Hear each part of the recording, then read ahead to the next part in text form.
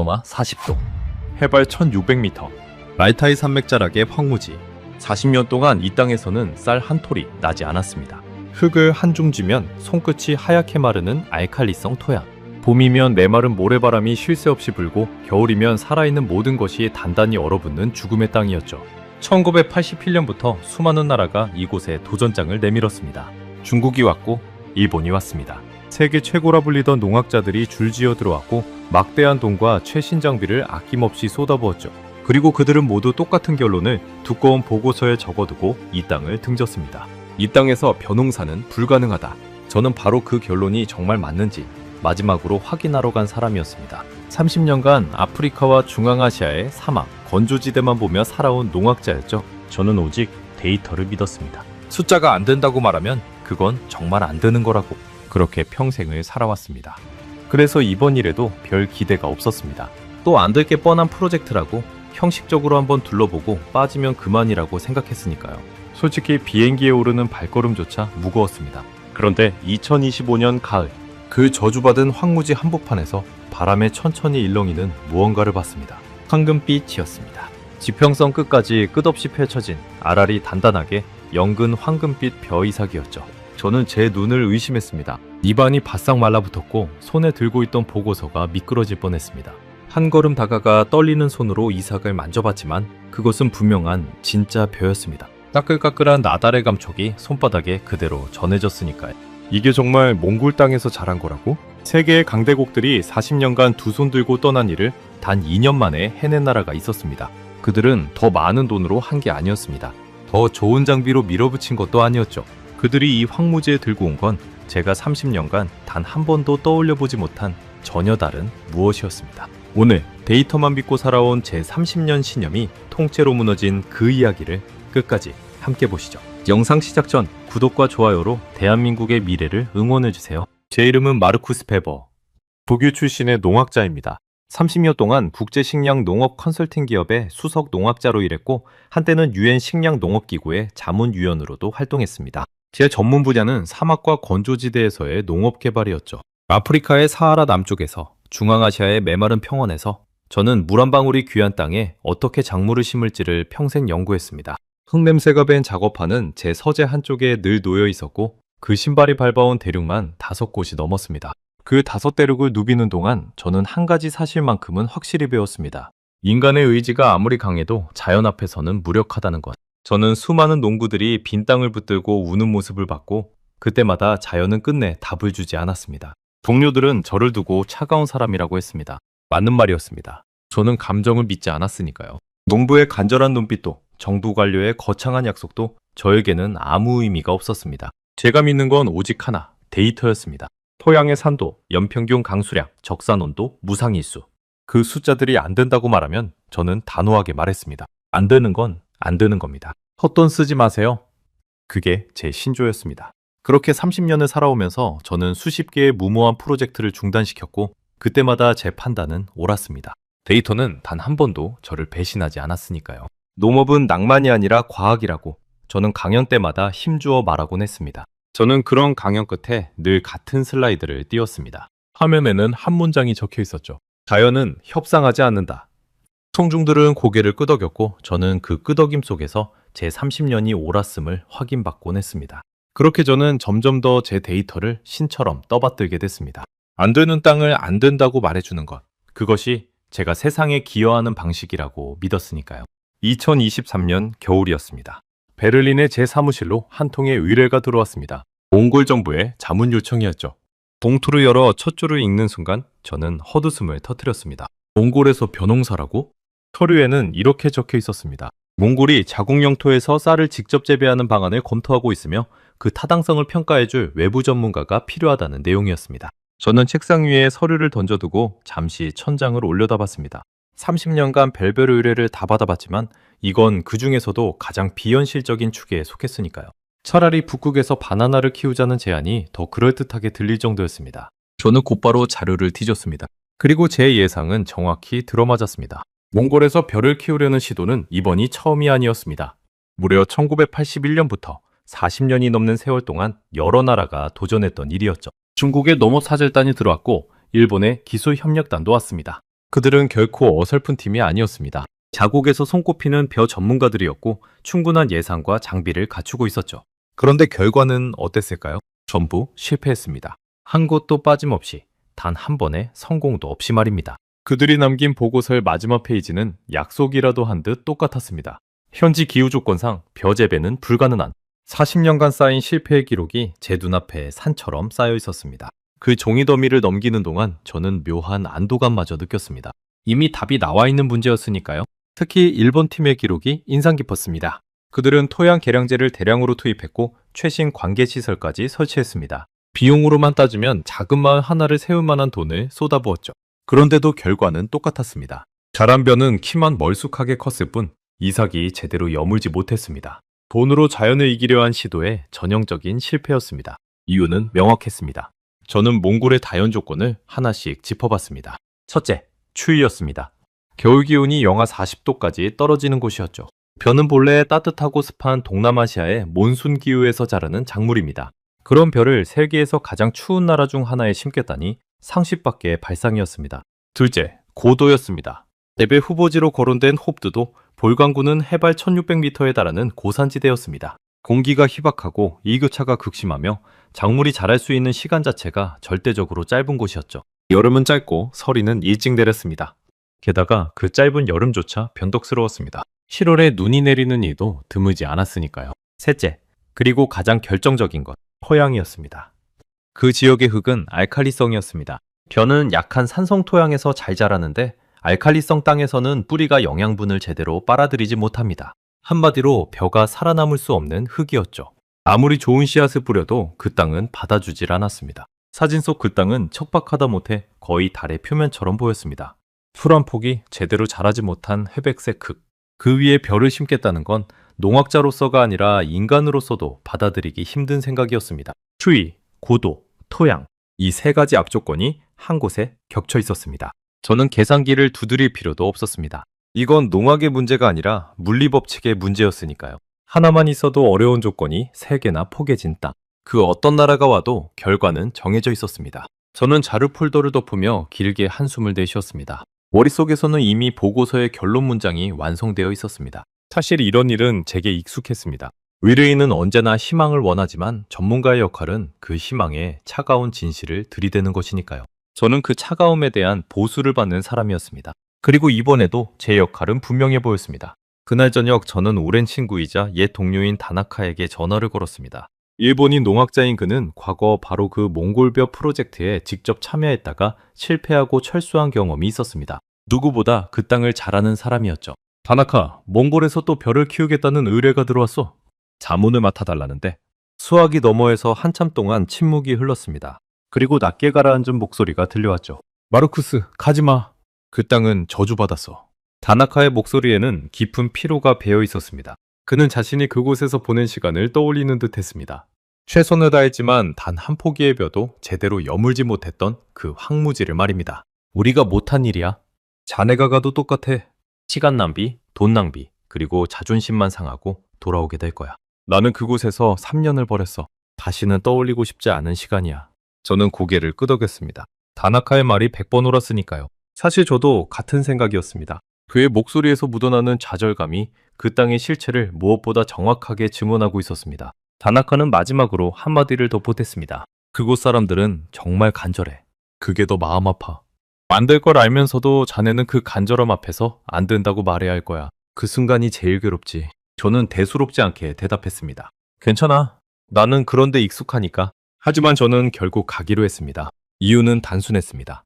자문료가 나쁘지 않았고 무엇보다 제 입으로 직접 불가능하다는 결론을 내려주는 것이 깔끔하다고 생각했거든요. 현장을 한번 둘러보고 토양 샘플 몇 개 채취하고 데이터를 정리해 보고서를 쓰면 그만이었습니다. 길어야 일주일. 그리고 저는 정중하지만 단호하게 적을 생각이었습니다. 몽골에서의 벼 재배는 권장하지 않음. 비행기표를 예약하면서도 저는 제 결론을 이미 정해두고 있었습니다. 그것이 30년 경력의 전문가가 가진 자신감이자 동시에 오만함이었다는 걸 그때 저는 전혀 알지 못했습니다. 울란바토르로 향하는 비행기 안에서 저는 창밖으로 끝없이 펼쳐진 황량한 갈색 대지를 내려다봤습니다. 푸른 빛이라고는 찾아볼 수 없는 메마르고 거친 땅이었죠. 강도 드물고 나무도 드문 오직 마른 풀과 바위뿐인 풍경이 몇 시간째 이어졌습니다. 비행기가 고도를 낮추기 시작하자 저 멀리 울란바토르의 회색 건물들이 눈에 들어왔습니다. 저는 안전벨트를 매며 다시 한번 마음을 다잡았습니다. 감정에 휘둘리지 말 것, 그들의 기대에 헛된 희망을 주지 말 것, 데이터가 말하는 그대로만 전할 것. 그것이 제가 이 먼 곳까지 온 유일한 이유였습니다. 저는 속으로 중얼거렸습니다. 역시 이런 곳에서 무슨 농사를. 다나카 말이 맞아. 빨리 끝내고 돌아가자. 그때까지만 해도 저는 확신했습니다. 이번 출장이 제 인생에서 가장 무의미한 일주일이 될 거라고 말입니다. 하지만 단 며칠 뒤 울란바토르의 한 회의실에서 만난 조용한 한국인 한 사람이 그 단단했던 확신을 뿌리채 흔들기 시작합니다. 2024년 5월의 어느 아침, 울란바토르의 몽골 식량농업 경공업부 회의실이었습니다. 창밖으로는 아직 잔설이 남은 야트막한 산들이 보였고 회의실 안은 난방을 틀었는데도 어딘가 서늘했습니다. 긴 탁자 주위로 몽골 정부의 관료들과 농업 전문가 10여 명이 둘러앉아 있었죠. 저는 그들 사이에서 노트북을 펴고 이미 머릿속에 정리된 결론을 어떻게 전달할지만 고민하고 있었습니다. 회의는 몽골 측의 현황 브리핑으로 시작됐습니다. 한 젊은 사무관이 일어나 발표를 시작했죠. 농업부 소속의 바트라는 청년이었습니다. 28쯤 됐을까요? 그는 또렷한 영어로 자국의 식량 상황을 설명했는데 그 내용이 제 예상보다 훨씬 심각했습니다. 몽골은 현재 소비하는 쌀의 100%를 수입에 의존하고 있습니다. 단 한 톨도 우리 땅에서 나지 않습니다. 저는 펜을 멈추고 화면을 바라봤습니다. 숫자들이 차례로 떠올랐습니다. 처음에는 비교적 작은 숫자부터였습니다. 한 가구가 한 달에 쓰는 쌀값, 그 다음은 한 마을, 그 다음은 한 지역. 그리고 마지막 슬라이드에서 전체 숫자가 나타났습니다. 2024년 한 해 몽골이 수입한 쌀은 49,536톤입니다. 금액으로는 우리 돈으로 약 460억 원에 달합니다. 회의실이 잠시 조용해졌습니다. 바트의 목소리가 미세하게 떨렸습니다. 문제는 이 숫자가 매년 늘고 있다는 겁니다. 예전 우리 조상들은 고기와 유제품 위주로 먹었습니다. 하지만 도시화가 빠르게 진행되면서 젊은 세대의 식탁이 바뀌고 있습니다. 이제 몽골의 도시 사람들도 쌀밥을 먹습니다. 볶음밥을 먹고 덮밥을 먹습니다. 쌀 수요는 해마다 치솟는데 우리는 그걸 전부 바깥에서 사와야만 합니다. 발표 자료의 그래프는 가파른 오르막을 그리고 있었습니다. 한 해 한 해 막대가 높아질수록 회의실에 앉은 관료들의 표정도 조금씩 굳어갔습니다. 저는 그제야 이 프로젝트가 단순한 농업 실험이 아니라는 걸 깨달았습니다. 이건 식량 주권의 문제였습니다. 만약 국경이 닫히거나 수출국이 가격을 올리거나 세계적인 식량 위기가 닥친다면 몽골 국민의 밥상은 한순간에 무너질 수 있었습니다. 그들에게 자국산 쌀 한 톨은 단순한 곡식이 아니라 생존의 문제였던 겁니다. 그 순간 제 머릿속을 스친 건 묘한 기시감이었습니다. 저는 아프리카의 여러 나라에서 똑같은 장면을 봤습니다. 자기 땅에서 식량을 못 키워 매년 외화를 쏟아붓는 나라들.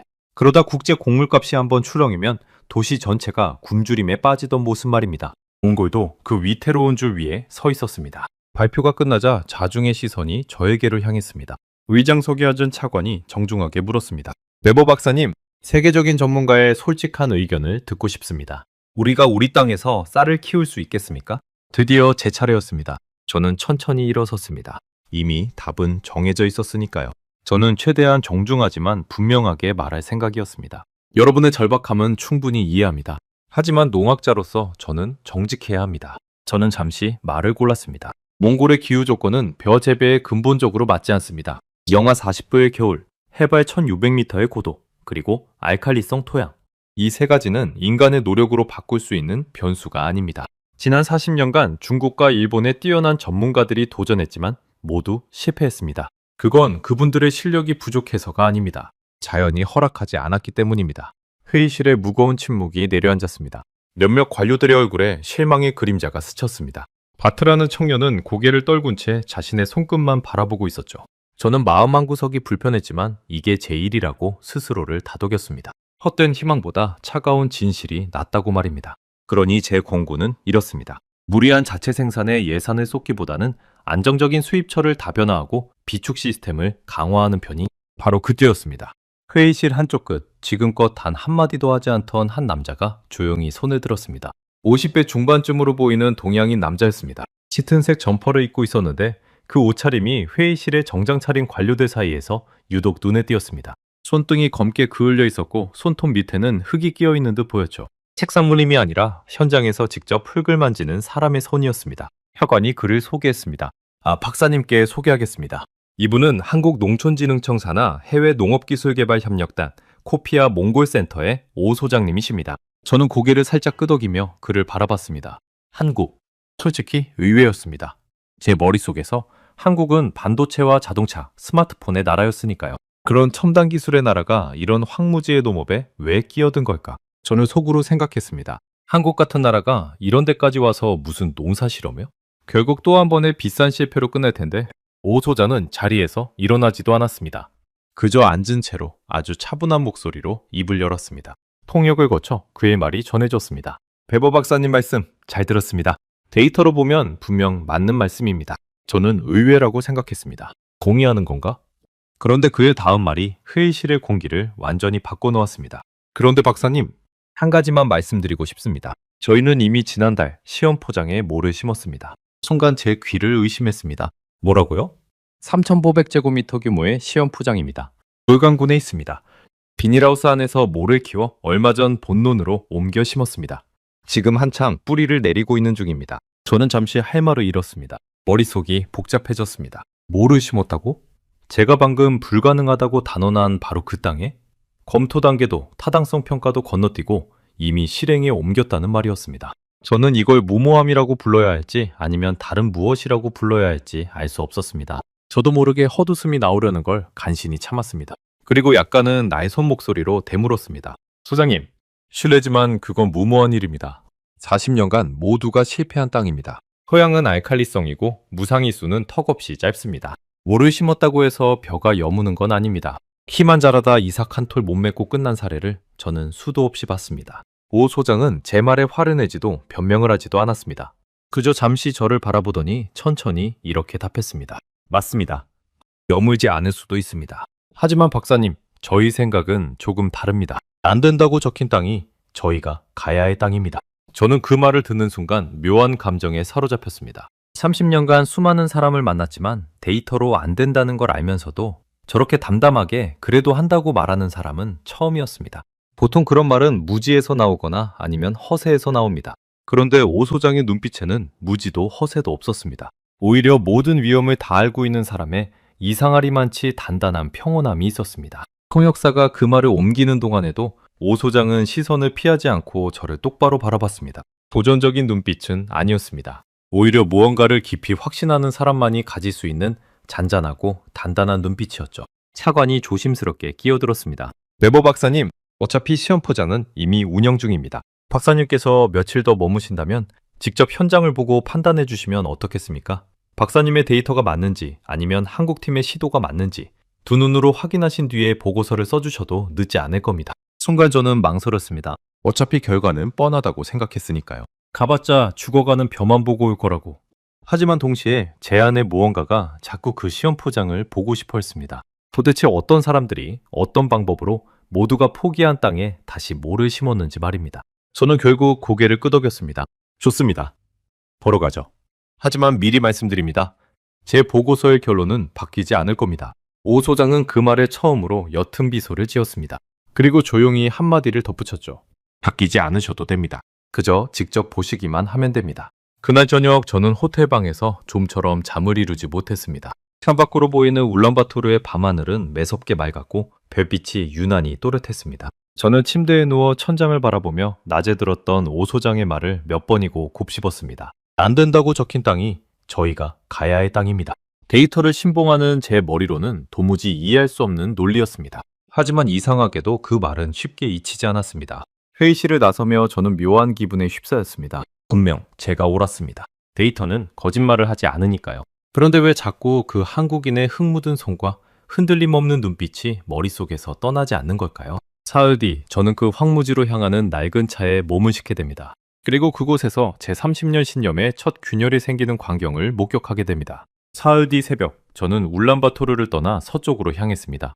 헙드도 볼강군까지는 꼬박 하루가 걸리는 거리였습니다. 낡은 사륜구동 차량은 포장도로를 벗어나자마자 흙먼지를 일으키며 끝없는 초원과 황무지를 가로질렀습니다. 산밭 풍경은 점점 더 거칠어졌습니다. 푸른 풀밭이 사라지고 회백색의 메마른 땅이 지평선까지 펼쳐졌죠. 차가 덜컹일 때마다 제 어깨가 문에 부딪혔지만 저는 그저 창밖만 바라봤습니다. 가는 길에는 인적이 거의 없었습니다. 한참을 달려야 겨우 개를 한 채가 보였고 그마저도 풀을 뜯는 말 몇 마리와 함께였죠. 이렇게 외진 곳까지 한국 연구진이 들어와 흙을 만지고 있다는 사실이 차창밖 팍 풍경을 보며 점점 더 비현실적으로 느껴졌습니다. 운전대를 잡은 사람은 바트였습니다.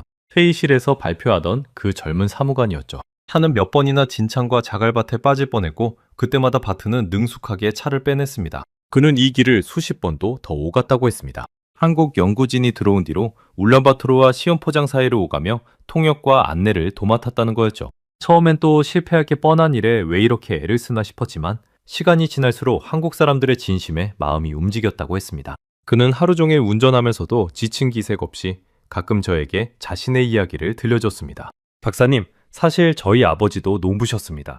1980년대에 중국 사람들이 이 근처에 처음 벼를 심으러 왔을 때 아버지가 그 일을 도왔다고 하셨어요. 다들 들떠 있었답니다. 우리 땅에서도 쌀이 난다고. 바트는 잠시 말을 멈췄다가 핸들을 고쳐지며 이어갔습니다. 그런데 가을이 되자 벼는 다 죽었습니다. 그 다음에 온 일본 팀도 마찬가지였고요. 아버지는 평생 그 장면을 잊지 못하셨어요. 돌아가시기 전까지 늘 말씀하셨죠. 이 땅은 쌀을 키울 수 없는 땅이다. 괜한 기대를 품지 마라. 저는 그 말을 들으며 묘한 동질감을 느꼈습니다. 바트의 아버지나 저나 결국 같은 결론에 도달한 사람들이었으니까요. 차이가 있다면 저는 그 결론을 데이터로 알았고 그분은 평생의 경험으로 알았다는 것뿐이었습니다. 바트는 맥미러로 저를 슬쩍 보며 조심스럽게 물었습니다. 박사님은 정말 안 될 거라고 생각하세요? 저는 솔직하게 답했습니다. 미안하지만 그렇습니다. 자네 아버지 말씀이 맞을 겁니다. 바트는 더 묻지 않았습니다. 다만 그의 손이 핸들을 조금 더 세게 주는 것이 보였습니다. 그 청년의 마음속에도 또 한 번 실패를 지켜봐야 할지 모른다는 두려움이 자리 잡고 있었던 겁니다. 해가 뉘엿뉘엿 기울 무렵 마침내 시험포장에 도착했습니다. 차에서 내리자마자 매서운 바람이 뺨을 때렸습니다. 5월인데도 공기가 쌀쌀했죠. 저는 가장 먼저 발밑의 흙을 살폈습니다. 30년 동안 몸에 밴 습관이었습니다. 흙을 한 줌 쥐어 손바닥에 비벼봤습니다. 푸석푸석하고 건조했습니다. 그리고 그 특유의 감촉. 알칼리성 토양 특유의 비누처럼 미끈거리면서도 메마른 느낌이 손끝에 그대로 전해졌습니다. 저는 그 흙을 코끝에 가져가 냄새를 맡아봤습니다. 비릿한 물기도 생명의 기운도 느껴지지 않는 메마른 흙냄새였습니다. 제가 아프리카의 사막에서 수없이 맡았던 바로 그 죽은 땅의 냄새였죠. 이런 흙에서 벼가 자란다는 건 제 30년 경험에 정면으로 어긋나는 일이었습니다. 저는 가방에서 휴대용 산도 측정기를 꺼냈습니다. 흙에 증류수를 섞어 수치를 쟀습니다. 화면에 뜬 숫자를 보고 저는 고개를 저었습니다. 폐하 8을 훌쩍 넘는 강한 알칼리성이었습니다. 벼가 가장 좋아하는 흙은 폐하 5에서 6 사이의 약산성인데 이 땅은 정반대였습니다. 보세요 소장님.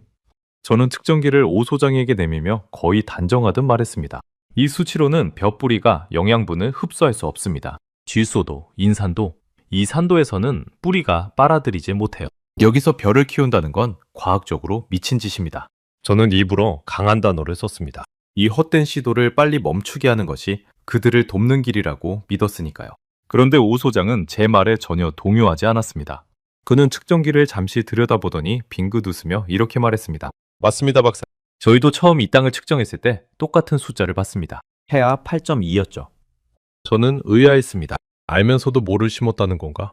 그래서 저희가 가장 먼저 한 일이 바로 이 흙을 바꾸는 거였습니다. 오 소장은 저를 비닐하우스 안쪽으로 이끌었습니다. 그곳에는 한국 연구원 몇 명과 몽골 현지 직원들이 함께 일하고 있었습니다. 한국 연구원 한 명이 다가와 제게 인사를 건넸습니다. 그는 며칠째 현장에서 숙식하며 모의 상태를 관찰하고 있다고 했습니다. 그의 얼굴은 몽골의 강한 햇볕에 검붉게 그을려 있었고 작업복 무릎에는 마른 흙이 잔뜩 묻어 있었습니다. 책상에 앉아 보고서나 쓰는 연구자의 모습이 아니었습니다. 한쪽에는 커다란 포대들이 쌓여 있었는데 산성 성질을 띤 토양 개량용 비료였습니다. 저는 그 비료 포대 하나를 들춰봤습니다. 한국에서 직접 공수해온 것이라고 했습니다. 머나먼 한국에서 이 황무지까지 흙을 살리겠다고 비료를 실어 나른 그 마음이 어떤 것인지 그때의 저는 아직 다 헤아리지 못했습니다. 오 소장이 설명을 시작했습니다. 저희는 이 알칼리성 토양에 산성 비료를 단계적으로 투입했습니다. 한꺼번에 많이 넣으면 흙이 충격을 받으니까 조금씩 나눠서 몇 달에 걸쳐 산도를 낮췄습니다. 폐하 8.2였던 땅을 벼가 견딜 수 있는 중성에 가깝게 끌어내렸습니다. 오 소장은 측정 장비가 놓인 작은 작업대로 저를 안내했습니다. 그곳에는 토양 산도를 날짜별로 기록한 표가 붙어 있었습니다. 폐하 8.2에서 시작해 7.8, 7.4, 그리고 점점 내려가 마침내 중성에 가까워진 숫자들의 행렬이었습니다. 몇 달에 걸친 끈질긴 기록이었습니다. 저는 그 숫자가 무슨 의미인지 누구보다 잘 알았습니다. 해아가 2만 차이 나도 토양의 성질은 10배씩 달라지니까요. 8.2에서 중성까지 끌어내렸다는 건 단순히 비료 몇 포대를 뿌린 게 아니라 흙의 화학적 성질 자체를 뒤바꿔 놓았다는 뜻이었습니다. 저는 그 표를 손가락으로 천천히 짚어내려가며 이들이 흘린 시간의 무게를 가늠해봤습니다. 이건 한순간의 운이 아니라 매일같이 흙을 측정하고 기록한 사람들의 땀이었습니다. 저는 순간 멈칫했습니다. 손에 들고 있던 측정기를 내려다봤습니다. 토양을 바꿨다고요? 산도 자체를? 네. 흙이 안 맞으면 흙을 맞춰주면 됩니다. 저는 그 단순하면서도 단단한 말 앞에서 잠시 멍해졌습니다. 흙이 안 맞으면 흙을 맞춰주면 됩니다. 그 한마디에는 제 30년 경력이 묻혀온 무언가가 담겨 있었습니다. 저는 늘 자연을 거스를 수 없는 절대적인 벽으로만 여겨왔습니다. 그런데 이 사람들은 그 벽을 마주하고도 묵묵히 한 걸음씩 그것을 깎아내고 있었던 겁니다. 저는 그 말에 잠시 아무 대답도 하지 못했습니다. 너무나 단순한 발상이었기 때문입니다. 사실 토양 계량은 농학의 기본 중에 기본입니다. 저도 모르는 기술이 아니었죠. 그런데 왜 저는, 그리고 지난 40년간 이 땅을 거쳐간 수많은 전문가들은 이 땅을 불가능한 상수로만 봤을까요? 우리는 모두 데이터를 보고 이 땅은 안 된다고 판정만 내렸지, 그럼 이 땅을 어떻게 바꿀까를 끝까지 파고들지 않았던 겁니다. 제 머릿속에서 무언가가 처음으로 삐걱거렸습니다. 하지만 저는 아직 인정할 수 없었습니다. 토양만 바꾼다고 해결될 문제가 아니었으니까요. 더 큰 벽이 남아있었습니다. 좋습니다. 토양은 어찌어찌 바꿨다 칩시다. 하지만 시간은요? 이곳의 무상일수는 너무 짧습니다. 벼가 모에서 자라 이삭이 여물기까지 충분한 시간이 없습니다. 서리가 일찍 내리면 벼는 채 익지도 못하고 얼어 죽습니다. 이건 비료로 해결할 수 있는 문제가 아닙니다. 저는 이번엔 정말 답이 없을 거라고 생각했습니다. 시간은 인간이 만들어낼 수 없는 것이니까요. 그런데 오 소장은 또다시 차분하게 답했습니다. 맞습니다. 그래서 저희는 시간을 앞당겼습니다. 그 표현이 제 가슴을 묘하게 찔렀습니다. 시간을 앞당긴다. 저라면 결코 떠올리지 못했을 발상이었습니다. 저는 늘 주어진 시간 안에서 답을 찾으려 했지 시간 자체를 새로 만들어낼 생각은 하지 못했으니까요. 그는 비닐하우스 안쪽의 육묘시설로 저를 데려갔습니다. 그곳에는 작은 모판들이 가지런히 놓여 있었습니다. 보통 벼모는 30일 정도 키운 뒤에 논에 옮겨 심습니다. 그런데 저희는 이곳에서 모를 40일에서 42일까지 평소보다 훨씬 오래 키웁니다. 비닐하우스 안은 따뜻하니까요. 바깥이 아직 추울 때 이 안에서 모를 미리 튼튼하게 길러두는 겁니다. 그러면 바깥에 옮겨 심은 뒤 벼가 자랄 시간이 그만큼 벌어집니다. 짧은 여름을 최대한 길게 쓰는 방법이죠. 저는 천천히 모판을 들여다봤습니다. 작고 여린 모들이 빽빽하게 자라고 있었습니다. 짙은 초록빛이 건강해 보였습니다. 저는 농학자로서 수없이 많은 모판을 봐왔지만 이렇게 척박한 땅에서 이렇게 건강한 모를 보게 될 줄은 상상도 하지 못했습니다. 저는 그중 하나를 조심스럽게 만져봤습니다. 손끝에 닿는 잎이 단단했습니다. 약한 모가 아니었습니다. 저는 모판 사이를 천천히 걸으며 한 줄 한 줄 살펴봤습니다. 모의 색이 고르고 키도 일정했습니다. 병든 잎도 시든 모도 거의 보이지 않았습니다. 누군가가 매일같이 정성껏 돌보지 않으면 절대 나올 수 없는 상태였습니다. 저는 문득 궁금해져 물었습니다. 이걸 누가 다 관리합니까? 오 소장이 답했습니다. 저희 연구원들과 현지 직원들이 교대로 밤을 새웁니다. 모가 추위를 타지 않도록 밤마다 온도를 확인하거든요. 저는 그 말에 다시 한번 말문이 막혔습니다. 그 순간 제 안에서 30년간 한 번도 흔들린 적 없던 무언가가 균열을 내기 시작했습니다. 입안이 텁텁해지고 등줄기를 따라 서늘한 기운이 스쳤습니다. 저는 분명 이 모든 조건을 알고 있었습니다.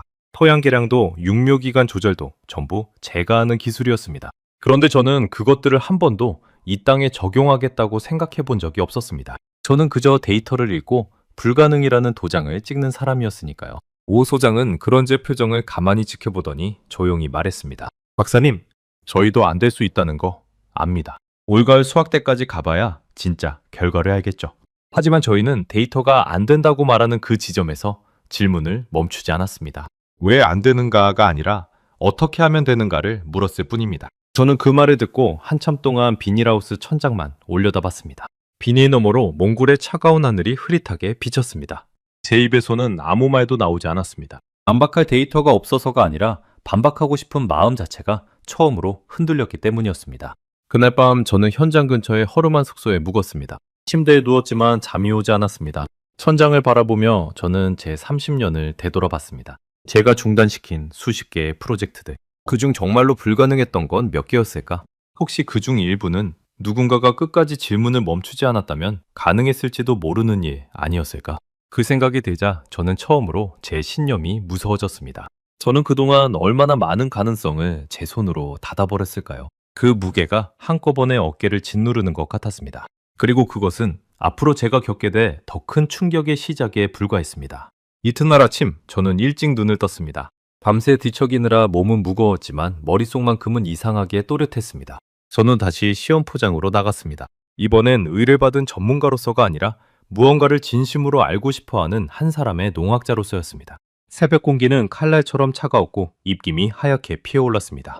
멀리 알타이 산맥의 봉우리에는 아직 잔설이 남아있었습니다.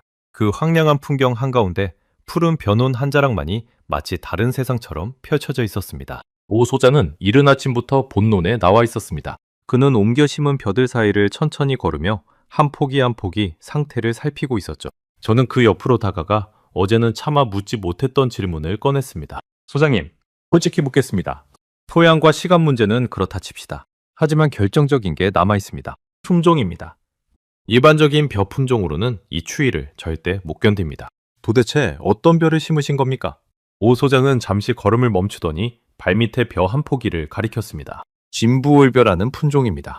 오 소장은 손바닥에 벼잎을 올려놓고 저에게 보여줬습니다. 일반 벼보다 잎이 짧고 도톰했습니다. 추위를 견디기 위해 그렇게 진화한 품종이라고 했습니다. 처음 듣는 이름이었습니다. 저는 고개를 갸웃했습니다. 세계의 주요 벼 품종은 거의 다 꿰고 있다고 자부했는데 그 이름은 어디서도 본 적이 없었으니까요. 한국 강원도의 고랭지에서 키우려고 1992년에 개발한 품종입니다. 강원도 산간 지역도 이곳처럼 춥고 여름이 짧고 서리가 일찍 내립니다. 그래서 추위에 강하고 무엇보다 아주 빨리 여뭅니다. 이런 품종을 극조생종이라고 부릅니다. 남들보다 일찍 익는 벼라는 뜻이죠. 일반 벼는 모내기부터 수확까지 보통 130일 안팎이 걸립니다. 그런데 이곳의 무상일수는 그보다 한참 짧았습니다. 그 짧은 시간 안에 익는 품종이 아니라면 애초에 도전 자체가 무의미했던 겁니다. 진보올벼는 바로 그 빈틈을 정확히 메우는 열쇠였습니다. 저는 그 설명을 듣는 순간 머릿속에서 무언가가 번쩍 켜지는 느낌을 받았습니다. 1992년, 그러니까 한국은 무려 33년 전에 자기 나라의 추운 산간 지역을 위해 이 작은 품종을 개발해뒀던 겁니다. 그리고 그 품종이 수천 킬로미터 떨어진 몽골의 황무지에서 빛을 발하고 있었습니다. 저는 그 자리에서 휴대폰을 꺼내 진부올벼를 검색해봤습니다. 한국의 농업연구기관이 강원도 산간 지역의 짧은 재배 기간에 맞춰 육성한 품종으로 시바르당 약 500kg의 수확이 가능하다고 기록되어 있었습니다. 일반 벼보다 한참 일찍 익는다는 설명도 있었습니다. 저는 그 숫자들을 보며 천천히 고개를 끄덕였습니다. 단순히 운으로 고른 품종이 아니었습니다. 한국은 자국의 데이터를 바탕으로 이 몽골 땅에 가장 잘 맞을 품종을 정확히 골라온 것이었습니다. 저는 그제야 깨달았습니다. 지난 40년간 실패한 나라들과 한국의 결정적인 차이를. 중국도, 일본도, 그리고 저 자신도. 우리는 모두 이 땅에 어떤 벼가 맞을까를 깊이 고민하지 않았습니다. 그저 일반적인 벼를 가져와 심고 안 되면 이 땅은 안 된다고 결론 내렸을 뿐입니다. 땅을 탓하기만 했지 땅에 맞는 씨앗을 찾으려 하지 않았던 겁니다. 저는 그동안 수백 편의 보고서에 불가능이라는 단어를 적어왔습니다. 그 단어를 적을 때마다 저는 스스로가 냉철하고 정직하다고 느꼈습니다. 하지만 이제와 생각하니 어쩌면 그 단어는 제가 더 이상 고민하지 않아도 된다는 면죄부였는지도 모릅니다. 안 된다고 결론 내리는 순간 모든 책임에서 벗어날 수 있었으니까요. 그런데 한국은 달랐습니다. 그들은 자기 나라의 가장 척박한 산간을 일구며 쌓아온 33년의 경험을 통째로 이 황무지에 가져왔습니다. 추위에 강한 품종, 토양을 바꾸는 기술, 시간을 벌어주는 육묘법, 그 모든 것이 하나로 맞물려 돌아가고 있었습니다. 게다가 한국은 이미 다른 곳에서도 비슷한 기적을 만든 경험이 있었습니다. 저는 그제야 떠올렸습니다. 한국이 과거 중동의 사막에서도 벼를 키워낸 적이 있다는 사실을. 물 한 방울, 귀한 그 모래 땅에서도 한국 사람들은 끝내 벼 이삭을 맺게 했습니다. 추운 땅, 더운 땅, 마른 땅. 환경은 정반대였지만 그들이 가진 태도는 똑같았습니다. 안 되는 이유를 세는 대신 되게 만들 방법을 찾는 것 말입니다. 저는 그날 오전 내내 오소장을 따라다니며 제가 미처 보지 못했던 것들을 하나하나 확인했습니다. 온 논 곳곳에는 작은 온도 기록계가 설치되어 있었습니다. 한국 팀은 낮과 밤의 온도 변화를 시간 단위로 기록하며 벼가 가장 잘 자랄 수 있는 조건을 끊임없이 찾고 있었습니다. 물을 대는 방식도 남달랐습니다. 차가운 지하수를 그대로 대면 벼가 냉해를 입으니 물을 얕은 웅덩이에 잠시 가둬 햇볕에 데운 뒤 논으로 흘려보냈습니다. 작은 디테일 하나하나가 모두 이 추운 땅을 위한 세심한 배려였습니다. 저는 그 정교함에 다시 한번 말을 잃었습니다. 저는 과거 제 실패들을 떠올렸습니다. 제가 자문했던 한 아프리카 프로젝트에서도 우리는 막대한 돈을 들여 관계시설을 짓고 비료를 쏟아부었습니다. 하지만 정작 그 땅과 기후에 맞는 작물 품종을 끝까지 찾지는 않았습니다. 결국 그 프로젝트도 실패로 끝났죠. 저는 그것을 자연의 한계라고 보고서에 적었습니다. 하지만 이제와 돌아보니 그건 자연의 한계가 아니라 우리의 게으름이었는지도 모릅니다. 저는 30년 농악 인생에서 수많은 품종을 다뤄봤습니다. 가뭄에 강한 밀, 병충해에 강한 옥수수, 염분에 강한 보리. 하지만 그 품종들은 대부분 거대 종자기업이 막대한 자본을 투입해 상업적으로 개발한 것들이었습니다. 그런데 진보일변은 달랐습니다. 이건 돈을 벌기 위한 품종이 아니라 자기 나라의 가난한 산골 농부들이 밥을 굶지 않도록 만든 품종이었습니다. 그 출발점 자체가 제가 알던 농업의 논리와는 전혀 달랐습니다. 저는 그 아프리카 농부들의 얼굴을 아직도 기억합니다. 제가 이 땅은 안 됩니다 라고 통보했을 때 그들의 눈에서 빛이 꺼지던 그 순간을 말입니다. 저는 그것을 전문가의 정직함이라 불렀습니다. 하지만 어쩌면 저는 그들의 희망을 너무 쉽게 짓밟아온 건 아니었을까요? 손끝이 차갑게 식어가는 게 느껴졌습니다. 30년간 쌓아온 제 확신이 모래성처럼 허물어지는 소리가 제 안에서 또렷이 들렸습니다. 그런데 그날 저를 가장 크게 흔든 것은 따로 있었습니다. 그건 기술도 품종도 아니었습니다. 오 소장과 함께 논두렁을 걷던 중이었습니다. 저는 벼 사이사이로 자라난 잡초들을 봤습니다. 그런데 이상했습니다. 보통 이런 규모의 논이라면 제초제를 뿌려 잡초를 한 번에 처리합니다. 그런데 이곳의 잡초는 누군가가 일일이 손으로 뽑아낸 흔적이 역력했습니다. 흙이 헤집어진 자국, 뿌리째 뽑혀 한쪽에 쌓인 잡초 더미. 저는 의아해서 물었습니다. 제초제를 안 쓰십니까? 오 소장은 머쓱하게 웃으며 답했습니다. 이 외진 곳까지 적절한 제초제를 구해오는 게 쉽지 않았습니다. 게다가 첫 재배라 토양이나 벼에 어떤 영향을 줄지 확신할 수 없었고요. 그래서 그냥 저희가 손으로 뽑았습니다. 저는 순간 제 귀를 의심했습니다. 손으로 이 넓은 논의 잡초를 전부 손으로 뽑았다는 말씀입니까? 네. 연구원들하고 현지 직원들하고 다 같이요. 허리 펴기 힘들긴 했지만 뭐 별 수 있나요? 저는 그 잡초 더미 앞에 쪼그려 앉아 한참을 들여다봤습니다. 흙이 부드럽게 헤집어져 있었습니다. 기계로 한 일이라면 흙이 거칠게 파였을 텐데 이건 분명 사람의 손길이었습니다. 누군가 어린 벼가 다칠까봐 한 포기 한 포기 조심스럽게 매만진 흔적이었죠. 저는 그 자국에서 이들이 이 땅에 쏟은 시간의 무게를 다시 한번 느꼈습니다. 저는 그 자리에 멈춰 섰습니다. 그리고 다시 한번 논을 둘러봤습니다. 3,500제곱미터. 이 넓은 땅의 잡초를 기계도 약품도 없이 사람들이 무릎을 꿇고 두 손으로 하나하나 뽑아낸 겁니다. 영하의 추위와 뜨거운 햇볕을 번갈아 견디며 몇 주, 몇 달에 걸쳐서 말입니다. 바트가 옆에서 조용히 거들었습니다. 박사님, 처음엔 저도 이해가 안 됐어요. 그냥 약 뿌리면 될 걸 왜 저렇게 고생을 하나 싶었죠. 그런데 한국 분들이 그러시더라고요. 첫 농사는 땅이랑 친해지는 과정이라고. 땅이 뭘 좋아하는지 직접 손으로 만져봐야 한다고요. 그 말을 듣는 순간 제 안에서 무언가가 또 한 번 무너졌습니다. 그 순간 가슴 한가운데가 뜨겁게 조여왔습니다. 숨을 쉴 때마다 명치 어딘가가 묵직하게 눌리는 기분이었죠. 저는 그동안 농업을 철저하게 과학으로만 봐왔습니다. 토양 성분, 강수량, 기온, 수확량. 모든 것을 숫자로 환산하고 효율로 따졌습니다. 그런데 이 한국 사람들은 그 숫자 너머에 있는 무언가를 알고 있었습니다. 그들에게 이 논은 단순한 실험장이 아니었습니다. 그들은 이 땅을 마치 갓 태어난 생명을 돌보듯 대하고 있었습니다. 잡초 하나를 뽑을 때도 행여 어린 벼의 뿌리가 다칠까봐 조심스럽게 손을 놀렸을 겁니다. 그건 기술이 아니었습니다. 그건 마음이었습니다. 저는 오 소장을 돌아보며 떨리는 목소리로 물었습니다. 소장님은 이게 왜 그렇게 중요하십니까? 어차피 한국은 쌀이 남아도는 나라 아닙니까? 굳이 머나먼 황무지까지 와서 이렇게까지 하실 이유가... 오 소장은 한참 동안 별을 바라보다가 천천히 입을 열었습니다. 박사님, 한국도 옛날엔 굶었습니다. 제 부모님 세대는 보릿고개라는 걸 겪으셨어요. 쌀 한 톨이 얼마나 귀한지 우리는 뼈저리게 압니다. 그래서 우리가 가진 걸 나누고 싶었습니다. 돈을 주는 게 아니라 우리 땅에서 쌀을 키워낸 그 방법을 나누고 싶었어요. 물고기를 주는 게 아니라 물고기 잡는 법을 알려주는 거죠. 그게 한때 도움을 받았던 우리가 이제 갚아야 할 빚이라고 생각합니다. 통역을 거쳐 그 말이 전해지는 동안 오 소장의 눈가가 살짝 붉어지는 것을 저는 봤습니다. 저는 그 말을 듣고 아무 대답도 할 수 없었습니다. 저는 그 단어를 입속으로 곱씹어 봤습니다. 빚. 보험을 빚으로 여기고 그 빚을 다른 가난한 나라에 갚는다는 발상.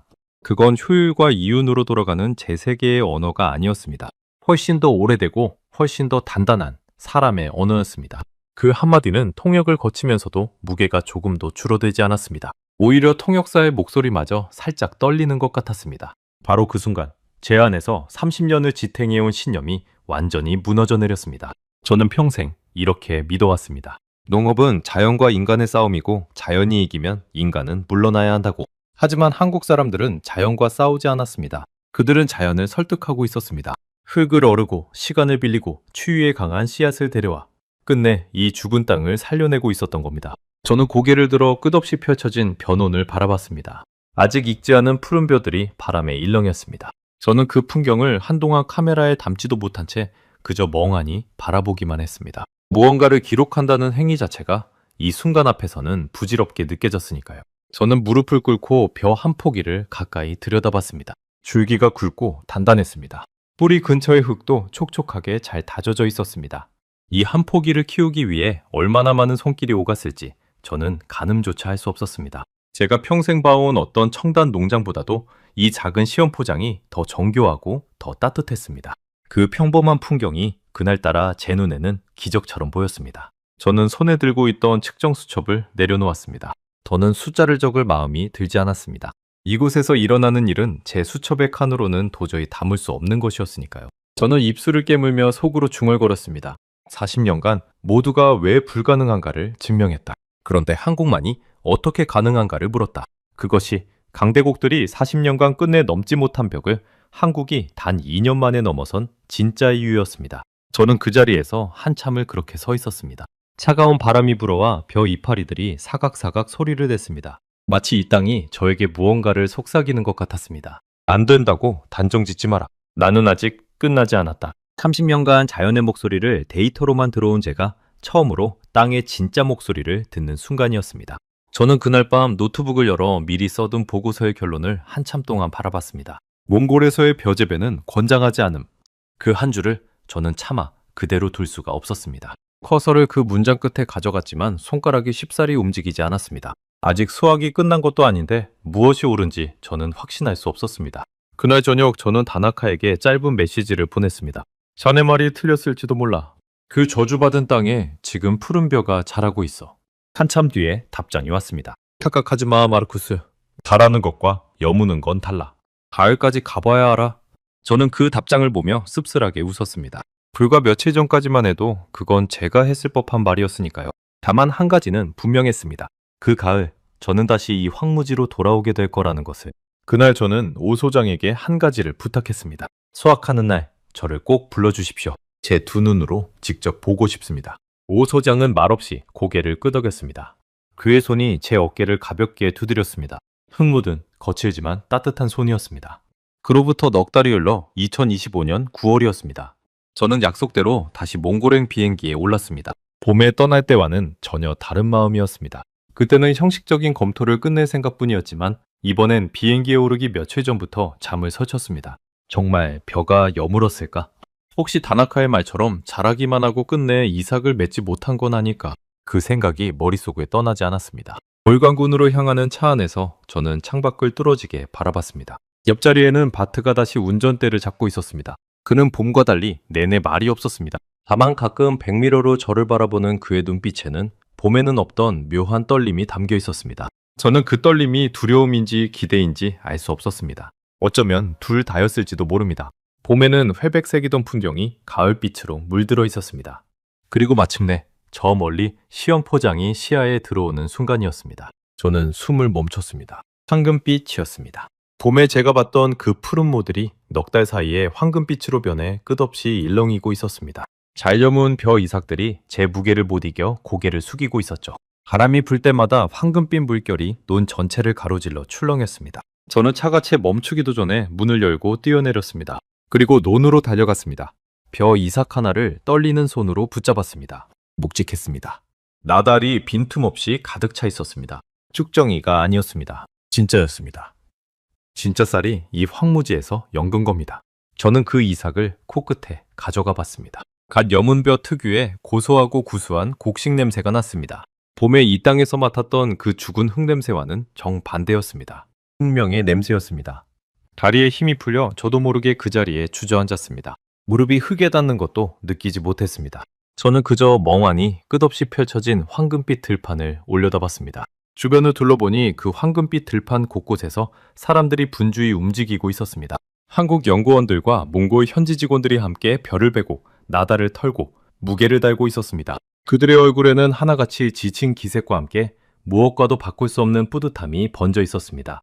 넉 달 전 제가 봤던 밤을 새워가며 모를 돌보던 바로 그 사람들이었습니다. 눈앞이 뿌옇게 흐려졌습니다. 손등으로 눈가를 닦았지만 자꾸만 시야가 번졌습니다.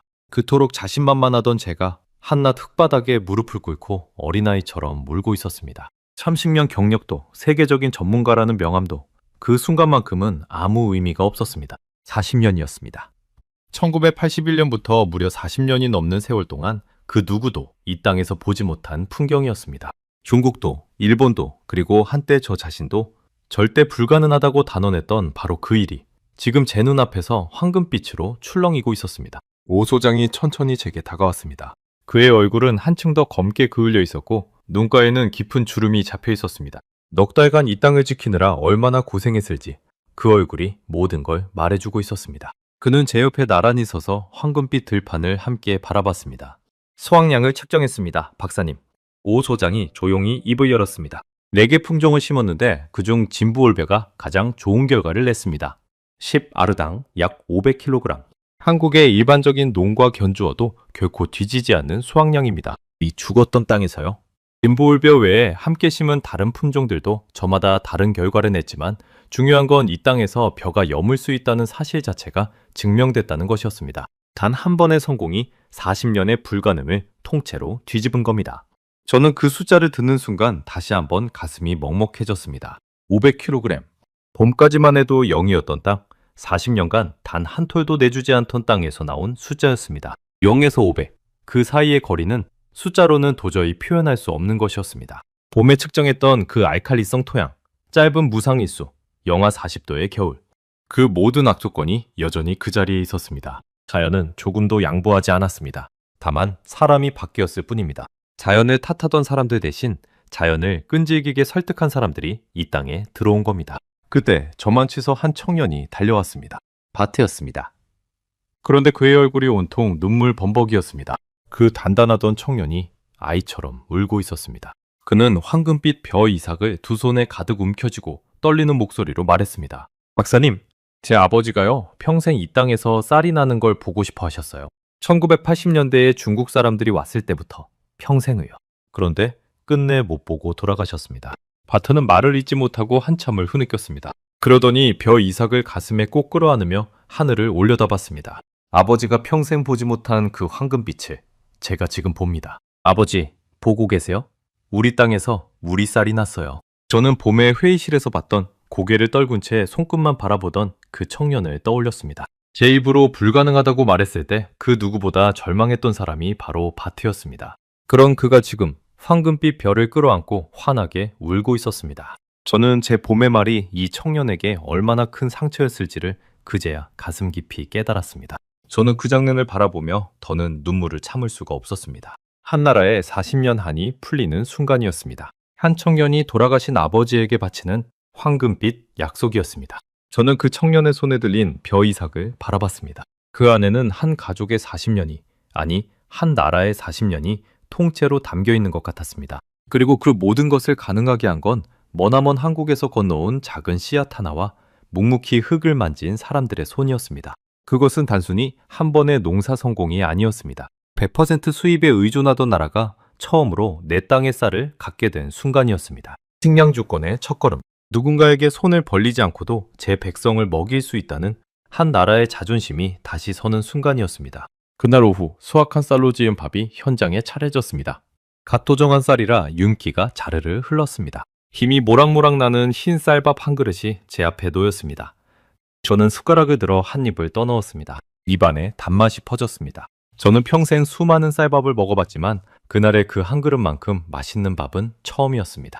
옆에 앉은 몽골 직원들은 그 밥을 먹으며 소리 없이 눈물을 훔쳤습니다. 자기 나라 땅에서 난 쌀로 지은 생애 첫 밥이었으니까요.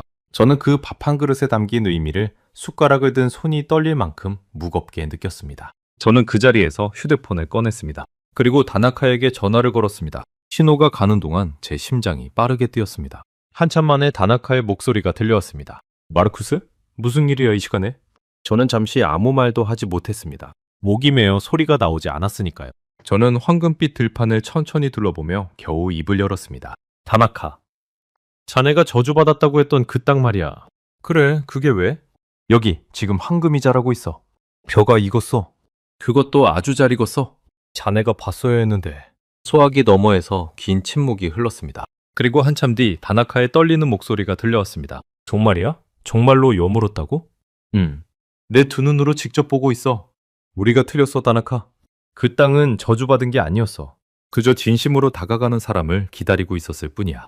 전화를 끊고 저는 한동안 그 자리에 가만히 서 있었습니다. 가을 햇살이 황금빛 들판 위로 따뜻하게 쏟아졌습니다. 저는 천천히 제 지난 30년을 되돌아봤습니다. 저는 평생을 데이터의 사도로 살았습니다. 숫자가 안 된다고 하면 안 되는 거라고 믿었고 그 믿음으로 수많은 도전에 가입표를 쳤습니다. 저는 그것이 정직이라고 생각했습니다. 하지만 이제 알았습니다. 제 데이터에는 한 가지가 빠져 있었습니다. 바로 인간의 의지였습니다. 흙을 바꾸겠다는 의지, 시간을 벌겠다는 의지, 그리고 무엇보다 끝까지 포기하지 않겠다는 마음.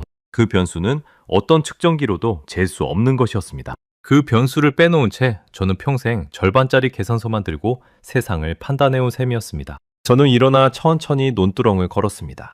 봄에 제가 산도 측정기를 들이대며 미친 짓이라고 단언했던 바로 그 자리였습니다. 그 땅 위로 지금은 황금빛 벼가 끝없이 펼쳐져 있었습니다. 저는 허리를 숙여 벼 한 포기를 다시 어루만졌습니다. 까끌까끌한 나달이 손바닥을 간지렸습니다. 봄에 그 죽은 흙을 만졌던 바로 그 손으로 이제 살아난 곡식을 만지고 있다는 사실이 좀처럼 믿기지 않았습니다. 저는 늘 안 되는 건 안 되는 것이라고 말해왔습니다. 그런데 한국 사람들은 그 말 앞에서 멈추지 않았습니다. 그들은 안 되는 걸 어떻게 되게 할까를 물었습니다. 그 작은 질문의 차이가 40년의 실패와 2년의 성공을 갈랐던 겁니다.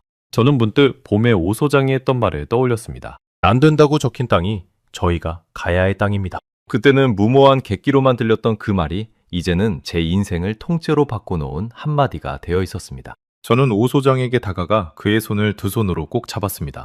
흙이 깊이 밴 거칠고 단단한 손이었습니다. 저는 그 손의 감촉을 평생 잊지 못할 것 같았습니다. 그 손이야말로 어떤 첨단 장비보다도 강력한 도구였으니까요. 저는 그 손을 잡고 진심을 담아 말했습니다. 소장님, 제가 틀렸습니다. 30년간 저는 데이터만 봤지 사람을 보지 못했습니다. 오늘 소장님께서 그리고 한국이 저에게 진짜 농업이 무엇인지 가르쳐 주셨습니다. 정말 감사합니다. 오 소장은 그저 따뜻하게 웃으며 제 손을 마주 잡았습니다. 그리고 조용히 말했습니다. 아닙니다, 박사님. 우리는 그저 포기하지 않았을 뿐입니다. 그게 전부예요. 그 겸손한 한마디가 그날의 황금빛 들판보다도 더 깊이 제 가슴에 박혔습니다. 가을바람이 다시 한번 들판을 쓸고 지나갔습니다. 황금빛 물결이 끝에서 끝까지 천천히 일렁였습니다. 저는 그 풍경을 가슴 깊이 새겼습니다. 제 인생에서 가장 아름답고 가장 부끄럽고 가장 고마운 순간이었습니다. 독일로 돌아온 뒤 저는 가장 먼저 책상 앞에 앉아 보고서를 다시 썼습니다. 봄에 미리 적어두었던 그 차가운 결론 한 줄을 저는 통째로 지웠습니다. 그리고 그 자리에 전혀 다른 문장을 채워 넣었습니다. 불가능은 데이터가 아니라 포기의 다른 이름이었다. 그 한 문장을 쓰는데 저는 30년이 걸린 셈이었습니다. 저는 그 보고서를 제출하면서 표지에 한 줄을 더 적었습니다. 이 보고서는 30년 경력의 농학자가 처음으로 자신의 판단이 틀렸음을 인정하며 작성한 것이다. 부끄러운 고백이었지만 동시에 제 인생에서 가장 자랑스러운 한 줄이기도 했습니다. 몽고 정부는 이 첫 성공을 발판으로 벼 재배를 본격적으로 확대하기로 결정했습니다. 100% 수입에 의존하던 나라가 이제 제 땅에서 쌀을 키워낼 길을 찾은 겁니다. 매년 약 460억 원, 49,536톤의 쌀을 바깥에서 사오던 나라가 비로소 그 의존의 사슬을 끊어내 첫 단추를 채운 것이었습니다. 그뿐이 아니었습니다. 벼농사가 자리를 잡으려면 안정적인 물 공급이 필요하니 저수지가 필요했고 너른 돈을 갈려면 농기계가 필요했으며 무엇보다 그 추위에 견디는 종자가 계속 필요했습니다. 그 종자는 끝없는 추위 속에서도 살아남도록 한국 연구자들이 수십 년에 걸쳐 다듬고 또 다듬은 결정체였습니다. 한 톨의 씨앗에 담긴 그 긴 세월의 무게를 저는 비로소 헤아릴 수 있게 됐습니다. 한국이 가진 기술과 경험이 이 머나먼 땅에서 새로운 길을 하나하나 열어가고 있었습니다. 저수지가 들어서면 마른 땅이 적셔지고 농기계가 돌면 더 넓은 논이 일궈질 것이며 그 길을 따라 한국과 몽골의 인연은 더욱 깊어질 것이었습니다. 작은 씨앗 하나가 만든 파장은 그렇게 한 나라의 미래를 바꾸고 있었습니다. 저는 그 모습을 지켜보며 진정한 도움이란 무엇인가를 다시 생각하게 됐습니다. 누군가에게 물고기를 잡아 건네주는 건 쉽습니다. 하지만 그건 그 사람을 영원히 의존하게 만들 뿐입니다. 한국이 한 일은 달랐습니다. 그들은 물고기 잡는 법을, 그것도 가장 척박한 바다에서 물고기를 잡는 법을 끈기 있게 가르쳤습니다. 그래서 이제 몽골은 한국이 떠난 뒤에도 스스로 그 길을 이어갈 수 있게 된 겁니다. 그것이야말로 진짜 도움이었습니다. 저는 종종 그 황금빛 들판을 떠올립니다. 그리고 그때마다 한 가지 사실에 새삼 놀라곤 합니다. 그 모든 기적의 출발점이 33년 전 한국 강원도의 작은 산골을 위해 만들어진 품종 하나였다는 사실 말입니다. 1992년 한국의 누군가는 자기 나라의 가장 춥고 척박한 땅에서도 농부들이 굶지 않도록 추위에 강한 벼를 묵묵히 개발했습니다. 그때 그 사람은 알았을까요? 자신이 만든 그 작은 씨앗이 33년 뒤 수천 킬로미터 떨어진 몽골의 황무지를 황금빛으로 물들이게 될 줄을. 어쩌면 그분은 평생 그 사실을 모른 채 세상을 떠났을지도 모릅니다. 하지만 그가 흘린 땀은 시간을 건너뛰어 끝내 머나먼 땅에서 꽃을 피웠습니다. 진짜 위대한 일은 늘 그렇게 이름 없는 누군가의 묵묵한 헌신에서 시작되는 법입니다. 저는 한국이라는 나라를 다시 공부하기 시작했습니다. 그러자 놀라운 사실들이 줄줄이 보이기 시작했습니다. 불과 반세기 전만 해도 한국은 세계에서 가장 가난한 나라 중 하나였습니다. 다른 나라의 원조를 받아 겨우 끼니를 잇던 나라였죠. 그런데 그 나라가 지금은 자기들이 받았던 것보다 훨씬 더 많은 것을 세계에 되돌려주고 있었습니다. 원조를 받던 나라에서 원조를 주는 나라로. 그렇게 완전히 입장이 바뀐 사례는 인류 역사에서 손에 꼽을 만큼 드뭅니다. 그리고 그 변화의 밑바닥에는 바로 몽골에서 제가 본 그 끈기와 따뜻함이 깔려 있었습니다. 저는 거기서 한국이라는 나라의 진짜 저력을 봤습니다. 그건 반도체나 자동차 같은 화려한 첨단 기술이 아니었습니다. 자기 나라의 가장 낮고 가난한 곳을 끝까지 살피고 그 경험을 결코 버리지 않고 쌓아온 끈기였습니다. 그리고 그렇게 쌓은 것을 한때 자신들이 받았던 도움을 기억하며 더 어려운 나라에 아낌없이 나누는 따뜻함이었습니다. 저는 가끔 바나카와 통화를 합니다. 그도 이제는 예전처럼 그 땅은 저주받았다는 말을 하지 않습니다. 지난번 통화에서 그는 이렇게 말했습니다. 마르쿠스, 우리가 평생 자연의 한계를 측정하는 사람이었다면 한국 사람들은 그 한계를 넓히는 사람이었던 것 같아. 저는 그 말에 깊이 고개를 끄덕였습니다. 그 짧은 한마디는 통역도 필요 없이 곧바로 제 가슴에 박혔습니다. 한계를 재는 사람과 한계를 넓히는 사람. 그 둘의 차이가 결국 이 모든 이야기의 핵심이었습니다. 평생 데이터만 믿어온 한 늙은 농학자가 인생의 끝자락에서야 비로소 배운 게 있습니다. 세상에는 측정기로 잴 수 없는 변수가 있다는 것. 그건 흙을 향한 마음이고 사람을 향한 정성이며 끝까지 포기하지 않는 의지입니다. 강대국들은 그 변수를 무시한 채 왜 안 되는가만을 40년간 증명했습니다. 그건 한국이 과거 중동의 사막에서 벼를 키워냈을 때도, 지금 몽골의 황무지에서 벼를 키워냈을 때도 변함없이 작동한 단 하나의 원리였습니다.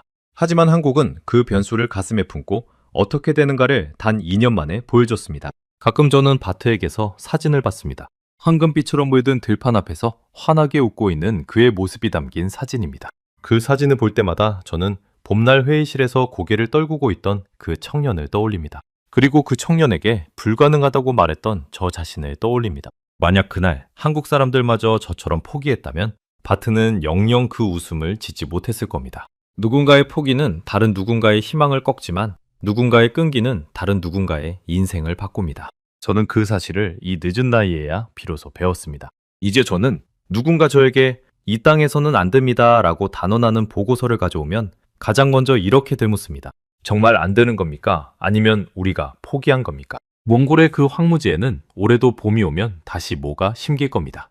그리고 가을이면 또다시 황금빛 물결이 그 죽었던 땅 위로 일렁이겠죠. 봄에 모를 심고 여름에 잡초를 뽑고 가을에 거두는 그 평범한 농사의 순환이 이제는 이 땅의 당연한 풍경이 될 겁니다. 40년 동안 단 한 번도 돌아본 적 없던 그 순환이 말입니다. 그 들판을 바라볼 때마다 몽골 사람들은 기억할 겁니다. 모두가 불가능하다며 떠난 그 자리에 끝까지 남아 흙을 일군 사람들이 있었다는 것을. 그리고 그 사람들이 어느 나라에서 왔는지를 말입니다. 저는 이 이야기를 세상에 꼭 전하고 싶었습니다. 진짜 위대함은 가장 화려한 곳이 아니라 모두가 등을 돌린 가장 척박한 곳에서 조용히 피어난다는 것을요. 산줌의 황무지를 황금빛 들판으로 바꾼 그 작은 씨앗과 따뜻한 손길처럼 말입니다. 우리는 늘 강한 것, 빠른 것, 화려한 것에 눈길을 빼앗깁니다. 하지만 한 알의 쌀이 죽은 땅을 살리듯 세상을 진정으로 바꾸는 힘은 의외로 작고 조용한 곳에 숨어 있었습니다. 저는 다음 시간에도 전 세계를 놀라게 할 대한민국의 이야기로 다시 찾아뵙겠습니다. 감사합니다.